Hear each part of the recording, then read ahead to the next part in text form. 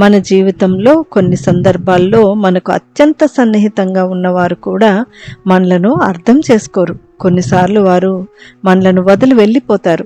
అలాంటి సందర్భాలు ఎన్నో ఉండి ఉంటాయి. ఆ సమయంలో ఒంటరితనం ఎంత బాధాకరమో మనకు తెలుసు.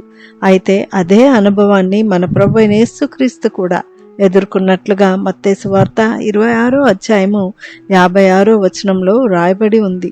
అయితే ప్రవక్తల లేఖనం నెరవేరునట్లు ఇదంతయు జరిగెను అని చెప్పెను.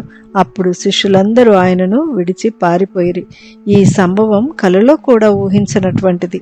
యేసు ప్రభువుతో 3.5 సంవత్సరాలు నడిచిన శిష్యులు ఆయన బోధన వింటూ చేసిన అద్భుతాలు చూస్తూ అతి సన్నిహితంగా ఉంటూ అత్యంత కష్టమైన సమయంలో గెత్సెమనే తోటలో రోమా సైనికులు యేసుక్రీస్తును బంధించినప్పుడు శిష్యుల హృదయాలు భయంతో నిండిపోయాయి.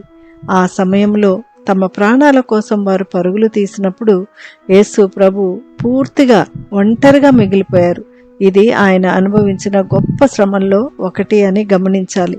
ఈ సంఘటన మనకు ఒక గొప్ప సత్యాన్ని నేర్పుతుంది. మనుషులు కొన్నిసార్లు మనలను విడిచిపెట్టవచ్చు.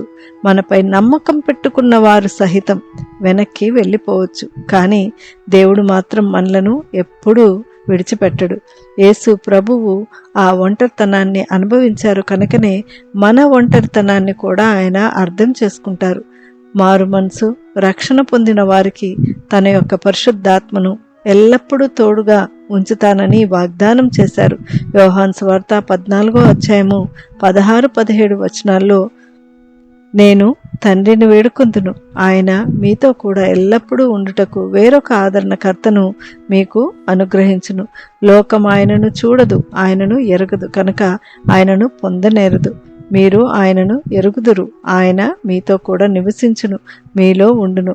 ఎంత గొప్ప భాగ్యమో కదా అండి. కాబట్టి మనుషులు మనలను విడిచిపెట్టినా దేవుడు మనలను ఎప్పటికీ విడిచిపెట్టడు. అందుకే యేసు ప్రభువుని విశ్వసించుదాం. మన ఒంటరితనంలో పరిశుద్ధాత్ముడు ఎప్పుడు మనతోనే ఉన్నాడని విశ్వసిస్తూ ధైర్యంతో ముందుకు సాగుదాం. ఆమెన్.